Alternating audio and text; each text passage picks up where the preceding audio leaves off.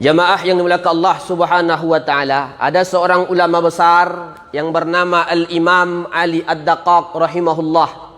Beliau ini wafat pada tahun 404 Hijriah. Perkataan beliau seringkali dinukil oleh Imam Nawawi rahimahullah, bahkan oleh Imam Al-Ghazali, bahkan perkataan beliau sering disampaikan oleh ulama-ulama kita, guru-guru kita. Salah satu perkataan beliau yang masyhur, al-mutakallimu bil batil, orang yang senantiasa mengucapkan kebatilan. Setiap hari yang keluar dari lisannya yang batil, kata beliau itu adalah syaitanun natik, pada hakikatnya itu adalah setan yang berbicara. Bahkan disambung lagi perkataannya, mas as-sakitu anil haq syaitanun akhras, orang yang diam ketika agama dilecehkan dan yang hak direndahkan, itulah syaitanun akhras, setan yang bisu. Ini salah satu perkataan Al-Imam Ali Ad-Daqqaq yang masyhur sampai kepada kita. Dengan masyhurnya perkataan sehingga banyak ulama menukil perkataan beliau. Beliau menyampaikan kepada kita bahawa ada 3 hikmah kepada hamba-hamba Allah, kepada umat baginda Nabi Muhammad sallallahu alaihi wasallam yang senantiasa mengingat-ingat akan kematian. Bapak Ibu yang dimuliakan Allah, krisis kita bukan hanya krisis ekonomi, tapi krisis kita masih banyak di antara kita seakan-akan kita hidup lama, tapi tak kita isi dengan amal soleh. Kita seakan-akan tak takut akan kematian, sehingga kita tak persiapkan amal untuk menghadap Allah Subhanahu wa ta'ala. Maka seorang Imam Ali Ad-Daqqaq memberikan kepada kita ada 3 hikmah kemuliaan hamba-hamba Allah yang senantiasa mengingat kematian. Ini perkataan beliau ini dinukil dalam kitab Mukhtasar Tazkirah Al-Imam Al-Qurtubi, halaman 4, dinukil oleh Syekh Al-Imam Abdul Wahab As-Sa'rani. Kata beliau, kata Imam Ali Ad-Daqqaq, man aksara zikral maut, siapa hamba-hamba Allah yang senantiasa banyak mengingat-ingat akan kematian, ukrima bisalasatin, Allah berikan 3 kemuliaan. Kalau soal menyuruh kita supaya banyak mengingat mati, bukan ustaz, langsung Nabi. Hadisnya Sunan Tirmizi, riwayat Abdurrahman bin Sahar atau yang disebut dengan Abu Hurairah. Kata Nabi, aksiru zikru hazimil lazat, perbanyaklah mengingat-ingat akan yang memutuskan kelezatan. Kalau dalam kitab Tanqihul Qaul Al-Hasis atau Lubabul Hadis yang dikarang oleh Imam Suyuti, disarahkan oleh Muhammad Nawawi Al-Bantani, itu disebutkan ada al-maut, al-maut, al-maut, sampai 3 kata Nabi, mati, mati, mati. Kenapa? Karena ketika kita mengingat akan kematian, maka disitulah kita akan semangat beribadah di hadapan Allah Subhanahu wa ta'ala. 3 inilah yang akan kita sampaikan. Jadi man aksara zikral maut ukrima bisalasah. Yang pertama kata beliau, kata Imam Ali Ad-Daqqaq, adalah ta'zilut taubah qabla al-maut. Allah tancapkan rasa segera bertaubat qabla al-maut, sebelum dia dipanggil Allah, sebelum meninggal dunia. Berarti pada hakikatnya dia mati husnul khatimah. Di antara Bapak Ibu yang senantiasa banyak mengingat kematian. Mengingat kematian bukan berarti meninggalkan kehidupan dunia, tidak.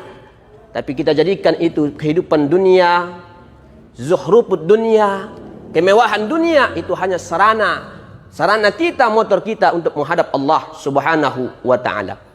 Jadi di antara hamba-hamba Allah, umat Muhammad, kalau dia sering mengingat-ingat akan kematian, maka dia Allah berikan ta'zilut taubah qabla al-maut. Dia akan segera bertaubat qabla al-maut, sebelum ajal menjemput. Apa maknanya?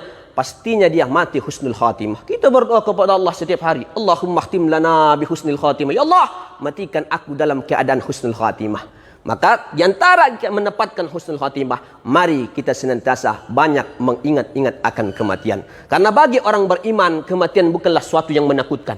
Kenapa? Makanya selepel Bilal bin Rabah. Walaupun Bilal bin Rabah adalah manusia yang hitam, dalam riwayat cuma giginya sama matanya yang hitam, yang putih. Di luar yang apanya ini, bola banyak. Tapi Bilal ketika kata, ya Bilal, kaifa ra'yukum bil maut? Bagaimana pendapatmu ya Bilal tentang kematian? Marhaban bil maut. Selamat datang kematian. Kalau bisa cepat lagi. Itu selepel Bilal bin Rabah. Jadi Bilal bin Rabah itu kaifa ra'yukum bil maut? Kalau kita kan tidak. Marhaban ya Ramadan. Tapi Bilal marhaban bil maut. Kenapa? Karena sudah ada persiapan ingin menghadap Allah Subhanahu wa ta'ala. Kalau berbicara tentang taubat, contohnya langsung Nabi kita Muhammad sallallahu alaihi wasallam. langsung mencontoh hadisnya sahih. Dalam Sahih Al-Bukhari ada yang riwayat Aisyah, wallahi demi Allah la astaghfirullah, saya beristighfar, wa atubu ilaih, bertobat kepada Allah. Satu riwayat sab'ina marrah, 70 kali, satu riwayat mi'ata marrah, 100 kali. Itu Nabi Muhammad sallallahu alaihi wasallam. Paling astaghfirullah, astaghfirullahal azim allazi la ilaha illa wal hayyul qayyum wa atubu, atau sayyidul istighfar. Yang disebut oleh Imam An-Nawawi, kalau dibaca di pagi hari, meninggal sore hari, insya Allah husnul khatimah. Kalau dibaca malam hari, meninggal sebelum subuh, insya Allah husnul khatimah. Itu kata Imam An-Nawawi dalam kitabnya Al-Askar. Hadirin jamaah yang dimuliakan Allah subhanahu wa ta'ala. Jadi bertaubat. Allah tancapkan rasa segera kita bertaubat kepada Allah.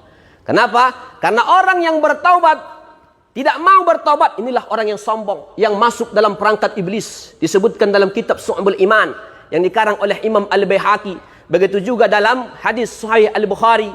Jadi orang yang tak mau bertaubat, itulah orang-orang yang masuk perangkat iblis. Mana orang yang pertama? Pertama adalah orang wanasiya zunubah, orang yang senantiasa lupa akan dosanya. Orang kalau sudah lupa atas dosanya, dia akan enggan untuk bertobat kepada Allah.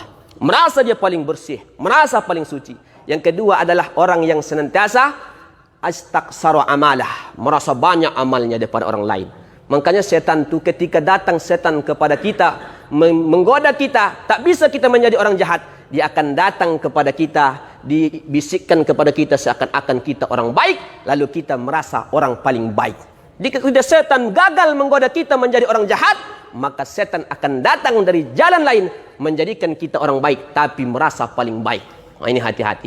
Jadi kita makanya sebelum ini Ramadan, bagaimana kita menghadapi Ramadan? Annas salaf, ulama salaf yastaqbiluna Ramadan, mereka menghadapi menyambut bulan suci Ramadan bitaubah, sudah bertaubat. Kenapa Ustaz? Karena Ramadan itu adalah bulan yang suci, yang diambil dari kata ramdah, sesuatu yang panas, bisyaddatil har, yang seakan-akan kalau kita isi dengan amal soleh, membakar segala dosa-dosa kita di hadapan Allah subhanahu wa ta'ala. Jangan sempat kita nanti menghadapi bulan yang suci masih dalam keadaan kotor, tak bersih. Padahal Ramadan bulan yang suci, supaya kita dapat ampunan Allah, maka sebelum masuk kita ke dalamnya mesti dalam keadaan bersih dan suci. Jangan sempat kita nanti masuk dalam doa malaikat Jibril. Bukan tanggung-tanggung Pak. Yang berdoa malaikat Jibril, yang mengaminkan Nabi Muhammad, hadisnya sahih li ghairi. Kata Imam Az-Zahabi dalam kitab Talkhis, haza hadisun sahih. Ini jalurnya sahih. Karena ada juga yang secara derajat hadis lemah. Riwayat dalam kitab Mustadrak Al-Hakim yang diriwayatkan oleh sahabat Nabi Ka'ab bin Ajrah. Maka ketika Nabi uhdur ala mimbar, hadirlah kalian ke mimbar. Nabi tiga Nabi naik mimbar pertama. Faqala amin, diucapkan amin. Naik mimbar kedua, faqala amin, diucapkan amin. Naik mimbar ketiga, diucapkan amin. Para sahabat heran. Qalu laqad sami'na minkal yaum ya Rasul. Kami melihat keanehan padamu ya Rasul. Tak ada orang yang berdoa ya Rasul, tiba-tiba kau ucapkan amin. Apa gerangan ya Rasul? Kata Nabi, anna Jibrila a'radali. Malaikat Jibril datang kepada aku. Dia berdoa. Doa malaikat Jibril itulah bu'dan liman adaraka Ramadan walam yukfarlah. Orang yang berjumpa pada bulan suci Ramadan, dia hidup 30 hari 30 malam pada bulan Ramadan, tapi tidak menyebabkan dia dapat ampunan Allah subhanahu wa ta'ala. Celaka.